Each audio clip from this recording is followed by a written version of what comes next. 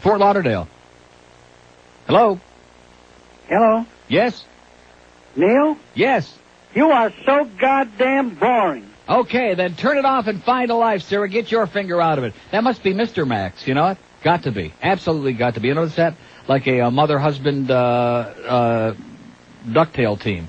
Well, something like that, it sounded like. They're getting surly now. I am so damn boring, and he's been listening for the last 6 weeks waiting for something to excite him, okay? Sir, if I were you, I wouldn't hold your breath or anything else. Go back to that last call, because we do have jillions of new listeners all across the state, most of them who are finding it by accident. But I got to tell you, that last guy that we had, that sour, disgusting, old, smelly, moldy, grotesque, toe jam-filled, walking death, that's the problem with this whole area. That's what this whole town is all about, walking death. Oh, you're so boring. I mean, stop and think about that, okay?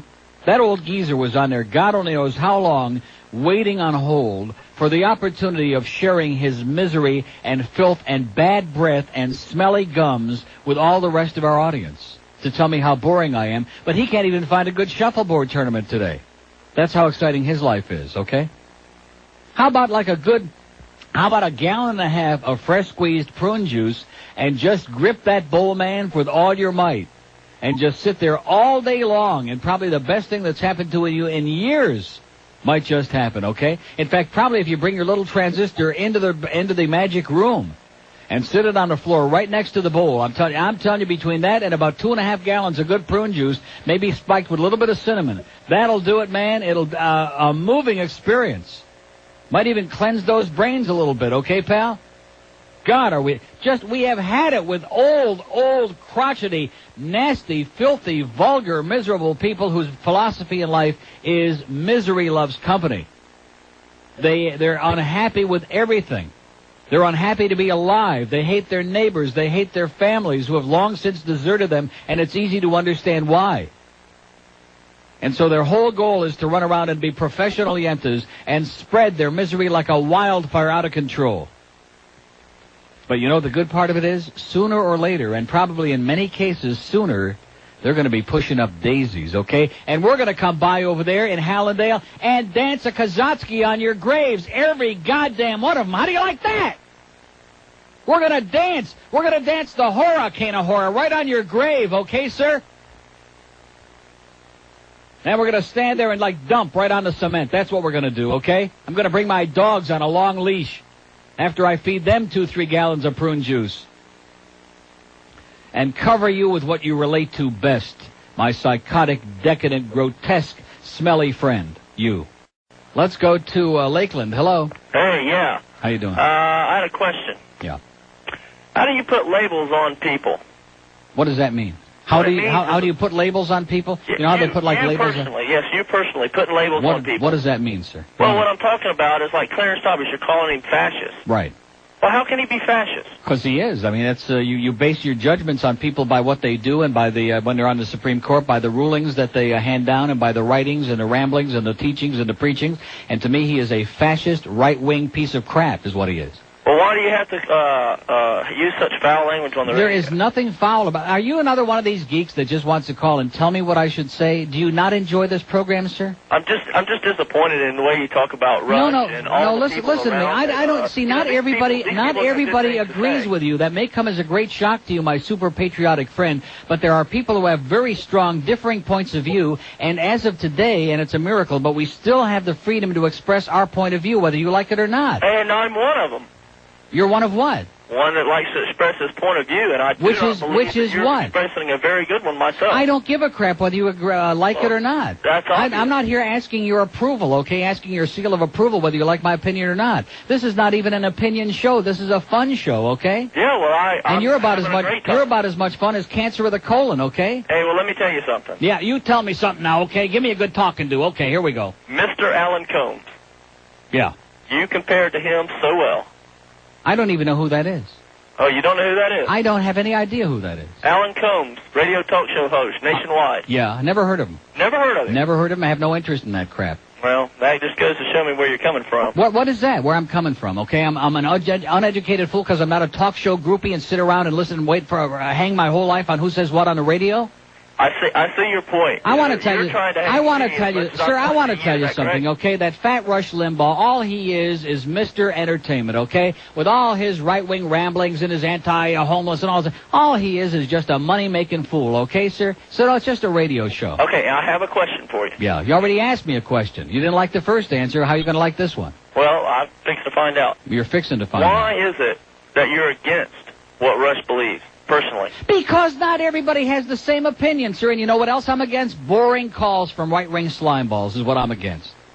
What an asshole. Why is it that I'm against it?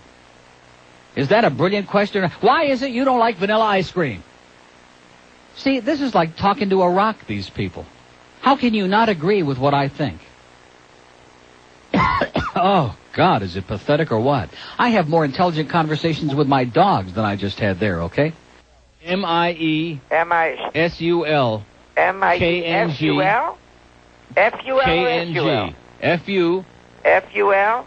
F-U-L-O-F-F-S-H What kind of name is that? Schloimy. Schloimy is only S-H-I-L-O-M-I. No. What are you talking about? You're talking slang now. You want me to spell it for you the right way, or you want to spell slang? Well, how People many don't put a sign letters under... are in this thing? What? What is S-H-I-L-L-O-I-M-I-D-U-F? F-U-P-R-I... C-U. C-U... Next time. Wait. I don't want to talk to no dead people today. I'm on the diet. I want to know where to get the goddamn bread. Get out of here already, okay? Make the bread. You got a lot of time on your hands. Get the recipe in the back of the book and then... Get out of my face, you old, decaying piece of sewage, you. Get out of here.